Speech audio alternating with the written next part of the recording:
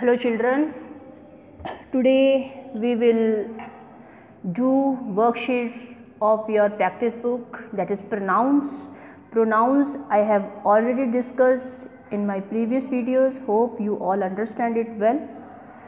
तो page number 18 है, आपकी यूनिट 3 प्रोनाउंस का चैप्टर है.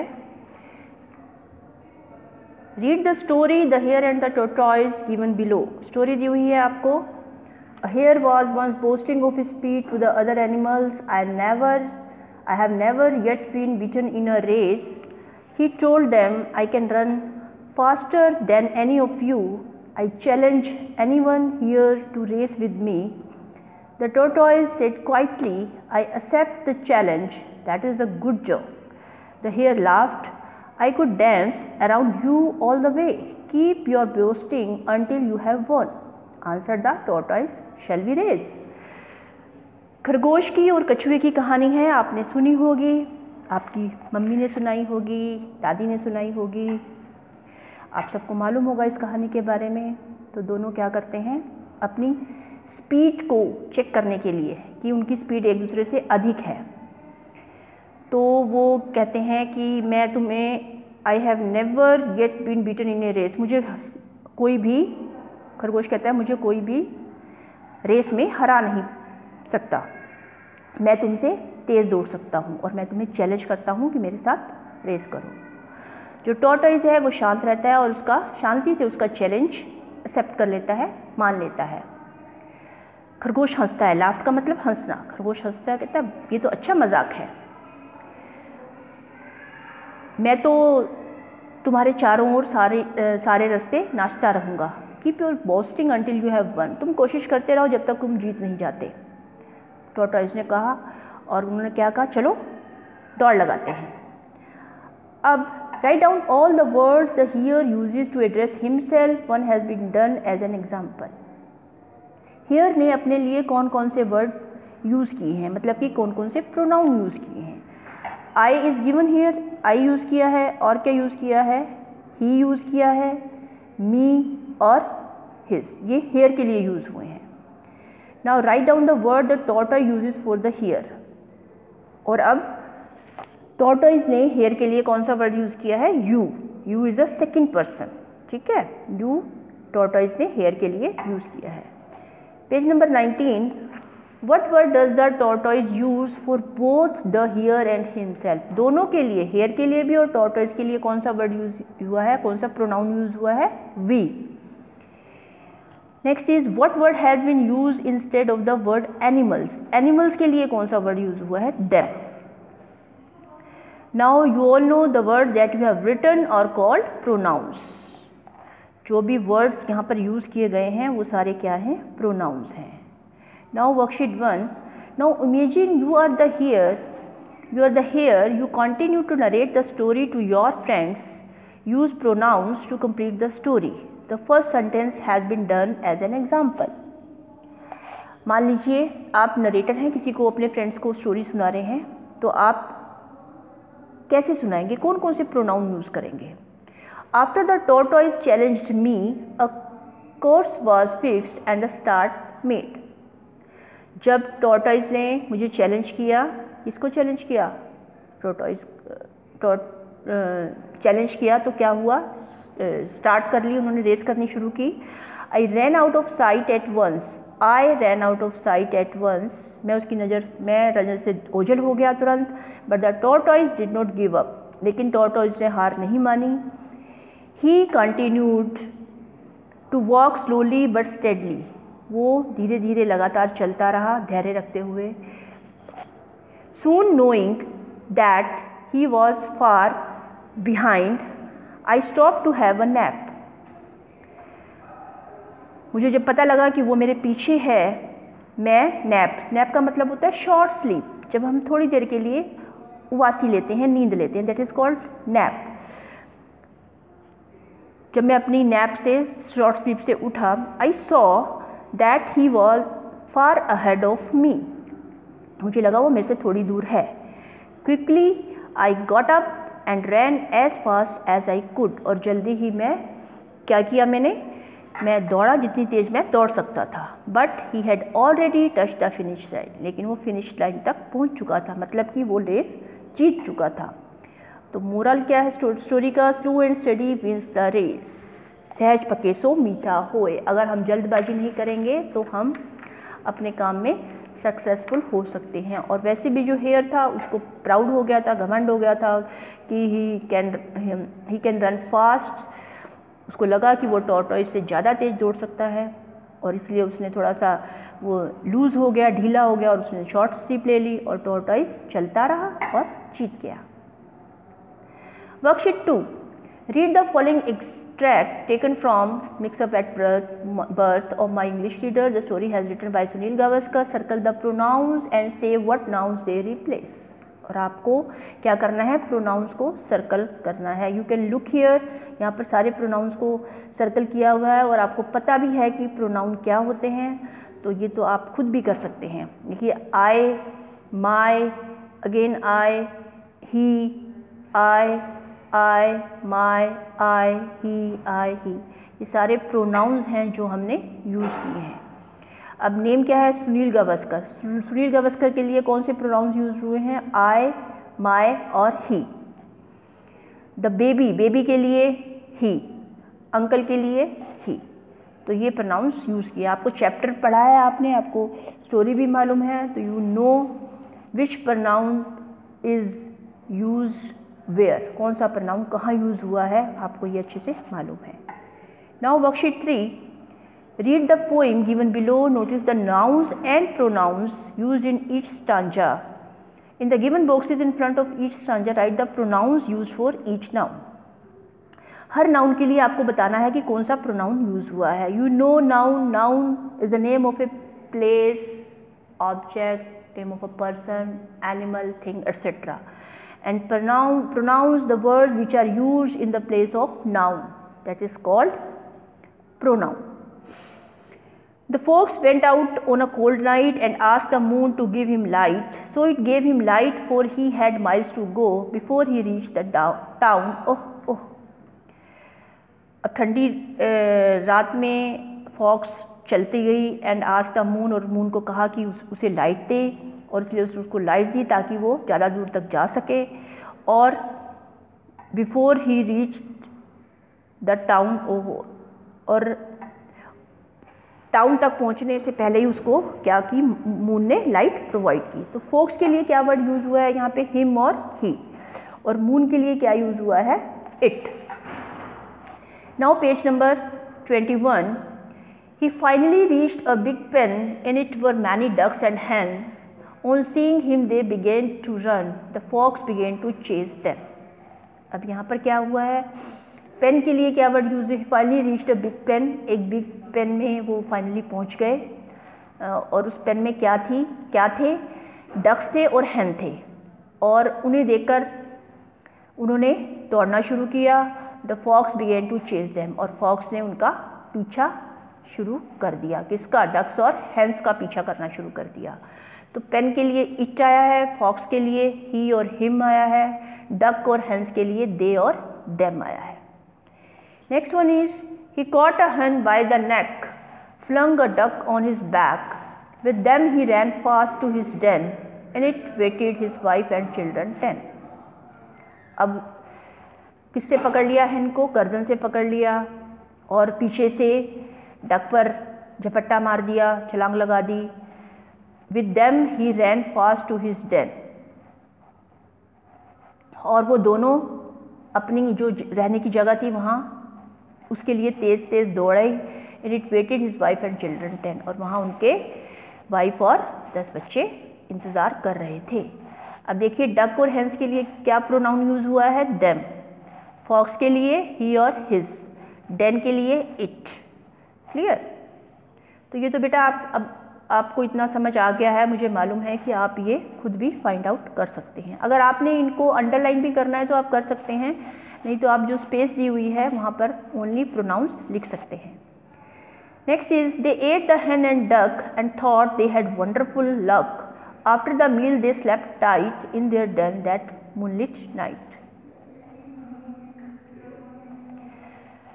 और उन्होंने hen और duck को खा लिया and thought they had wonderful luck, उनको लगा कि उनका भाग्य अच्छा है कि उनको इतना अच्छा भोजन मिला और चांदनी रात में वो अपने घर में थे। अब फॉक्स, वाइफ एंड चिल्ड्रन 10 के लिए कौन सा वर्ड यूज़ हुआ है? दे और देयर, ठीक है। तो ये प्रोनाउंस यहाँ पर यूज़ हुए हैं। Next is possessive. पोजेसिव का मतलब होता है जब किसी चीज़ पर हमारा अधिकार होता है, जब हम कहते हैं ये चीज़ मेरी है, उनकी है, हमारी है, उसकी है, तो उसको बोलते हैं possessive pronouns. Now Rohini has made a new friend, she is telling her about her family. Rohini की एक नई दोस्त बनी है और वो उसे अपनी फैमिली के बारे में बता रही है। क्या बताया है उसने? Both my parents are textile designers and their working hours are from 9 AM to 5 PM। मेरे पेरेंट्स जो हैं, मम्मी पापा टेक्सटाइल डिज़ाइनर हैं और वो 9 से लेकर 5 बजे तक काम करते हैं। My brother is the youngest in our family, मेरा भाई हमारे परिवार में सबसे छोटा है। We live in a joint family, हम जॉइंट फैमिली में रहते हैं। Joint family, you know you have already studied in your social science book. Joint family जिसमें हमारे अंकल, हमारे ताए, चाचा जी, ये सभी दादा दादी सब मिलकर रहते हैं, that is called a joint family. Grandma says she is proud of her family, दादी कहती है कि उन्हें अपनी फैमिली पर गर्व है। Grandfather wants his family to be discipline, और दादाजी चाहते हैं कि उनका जो परिवार है वह अनुशासन में रहे। देखिए बेटा, यहाँ पर जो बोल्ड किए हुए हैं, डार्क किए हुए हैं वर्ड्स, ये सारे क्या हैं? प्रोनाउंस हैं। Now next page, write word, the words in bold stand for one has been done for you. आपको बताना है कि ये वर्ड्स किसके लिए यूज़ हुए हैं। माई यूज़ हुआ है रोहिणी के लिए, देयर यूज़ हुआ है पेरेंट्स के लिए, वी यूज़ हुआ है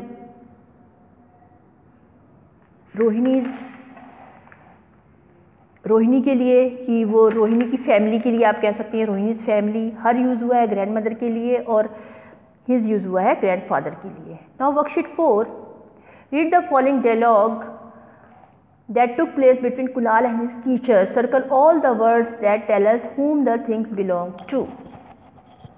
अब ये इसमें सारे क्या हैं, ये बताया जाएगा कि कौन से वर्ड्स ऑनरशिप को शो कर रहे हैं, उनको आपने सर्कल करना है।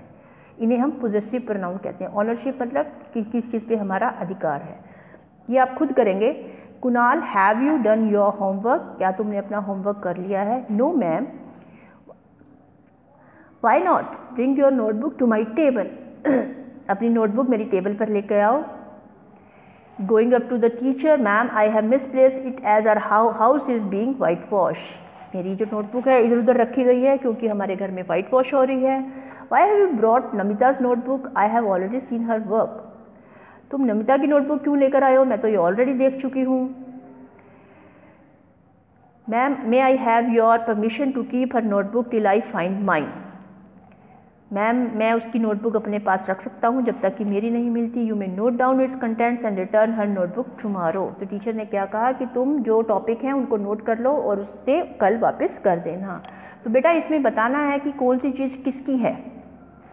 कहाँ? You, yours, mine, her, his, our, ये पोजेसिव प्रोनाउंस यूज हुए हैं। आपको उनको क्या करना है? सर्कल करना है। तो this worksheet you will do yourself. Now worksheet 5. Read the passage given below. In each line there is one word missing. A slash has been inserted where the word is missing. Write the missing word in the space provided. The first one has been done as an example. तो अब क्या है, इसमें एक word sentences में missing है। Slash की जगह वो वर्ड आना है। तो आपको बताना है कि कौन सा वर्ड मिसिंग है। देखिए, One day Raghav and his friend were walking through the forest. एक बार राघव और उसका दोस्त, स्लैश है यहाँ, इसकी जगह his it is already mentioned. वो कहाँ जा रहे थे? जंगल की तरफ जा रहे थे। That was near their house. और जो जंगल था उनके घर के पास था। Their दोनों के लिए यूज़ हो रहा है, राघव और उसके फ्रेंड्स के लिए, तो यहाँ पर their आएगा, their house. Suddenly they heard a scream. अचानक उन्होंने एक चीखने की आवाज़ सुनी। स्क्रीम का मतलब होता है चिल्लाना। Suddenly they heard a scream. Raghav at once ran in that direction. Raghav उसी दिशा में गया जहाँ से आवाज़ आ रही थी। On reaching there He saw a small girl lying on the ground. उसने क्या देखा कि एक छोटी सी लड़की फर्श पर लेटी हुई थी. She had been bitten by a snake. Girl है इसलिए उसके लिए she प्रोनाउन यूज होगा और लड़की को एक स्नेक ने काट लिया था. Raghav tried to look for the snake but it had gone away. It is used for snake. Raghav ने स्नेक को देखने की कोशिश की लेकिन यह जा चुका था. The two friends quickly took the girl to a doctor. दोनों दोस्तों ने जल्दी से लड़की को डॉक्टर के पास लेकर गए. The doctor treated her. Girl के लिए आया है. The doctor treated her at once and told the boys that they were very brave because they is used for friends. Friends is plural, that's why we are using they here. Doctor ने लड़की का इलाज किया और उन दोनों लड़कों को कहा कि वो दोनों बहुत बहादुर हैं. Now do it yourself. You have to do it yourself. So what is this? Read the conversation given below. You will notice that there is a lot of repetition of nouns. Replace the repeated words with suitable pronouns or possessives in the box provided by their side. अब आपको क्या करना है, यहाँ पर pronounce use करने हैं. यहाँ पर रेपिटेशन हो रही है नाउन्स की बार बार, तो उन रेपिटेशन को फिनिश करने के लिए हम प्रोनाउंस यूज़ करेंगे. Rohini, have you made a new friend Reena? Reena, क्या तुमने कोई नया दोस्त बनाया? Reena, yes. मलिकास,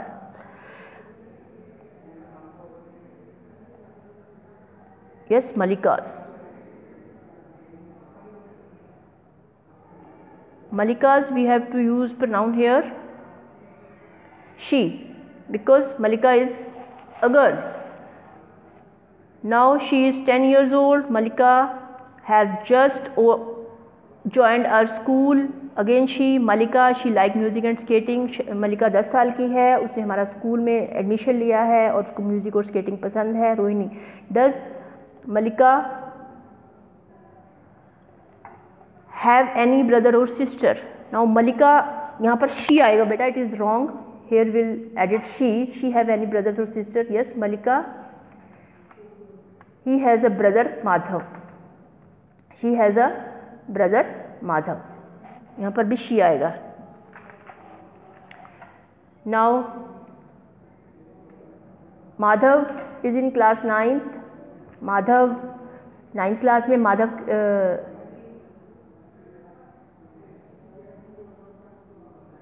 Madhav is in class 9th. We will use he here. Madhav and Malika, we will use they, They, they. Playing the guitar very well. In fact, Madhav and Malika, they have given many stage performance. They आएगा. Madhav and Malika, whose parents are always encouraging Madhav and Malika, them आएगा यहाँ पर. Beta, this exercise is wrong. You don't write these sentences. I am repeating again. Yes, Malika, she. Then again she. Does Malika, यहाँ she आएगा. She have any brother or sister? Yes, Malika. Again she आएगा. Now Madhav, he आएगा यहाँ पर. Madhav, again he आएगा. Madhav and Malika, यहाँ they आएगा. They. Again Madhav and Malika, यहाँ they आएगा. Madhav and Malika's whose parents are always encouraging Madhav and Malika, यहाँ them आएगा. Them. जो ये पिक्स दी हुई है, आप इस जो मैं बोल रही हूँ बेटा वो आपने लिखने हैं, ठीक है. Now Raman has found a few pencils in his desk. He asked the students of his class whom they belong to. The following conversation take place. Read the carefully and circle the pronouns and possessives. Pronouns और possessive को आपने circle करना है बेटा. इसमें ये आप खुद कर सकते हैं. Whose pencils are these? Whose these? I don't know, मुझे नहीं मालूम. They are not mine, वो मेरी नहीं है. Mine is also pronoun. You can underline mine also. Where did you find them? You can where is also pronoun interrogative. You, them. I found them in my desk. I, them, my. They, perhaps. They underline perhaps belong to the students who their class here in the previous periods. आपको यहाँ पर जो सारे pronounce हैं वो underline करने हैं। If there is, आपको लगता है इसमें से कोई ऐसा प्रोनाउन है जो अंडरलाइन नहीं है, you can also underline that. आपको अपना दिमाग, जैसे लास्ट लाइन है yes it is hers, hers is also possessive pronoun, so you can underline it also. Okay, तो आपको बेटा प्रोनाउंस के बारे में सारा बता दिया गया है, तो आपको इसको अंडरलाइन करना है, इनमें से कौन कौन से प्रोनाउंस हैं और पोजेसिव्स हैं। तो इसमें सारे जो प्रोनाउंस हैं उनको आपने अंडरलाइन करना है। This is all about your unit 3 of practice book. आपको पहले भी बोला है कि इसमें से कुछ नहीं आएगा, आपको जैसे मैंने एक्सरसाइज करवाई है, जैसे आपको असाइनमेंट दी थी करने के लिए, उसी टाइप में आएगा, तो आपको वैसे ही रिवाइज करना है। ठीक है बेटा, just revise your pronouns which we have already done. This is only for your practice. आपको पता होना चाहिए कि कौन कौन से प्रोनाउंस होते हैं और उनको कैसे यूज़ करना है। Thank you.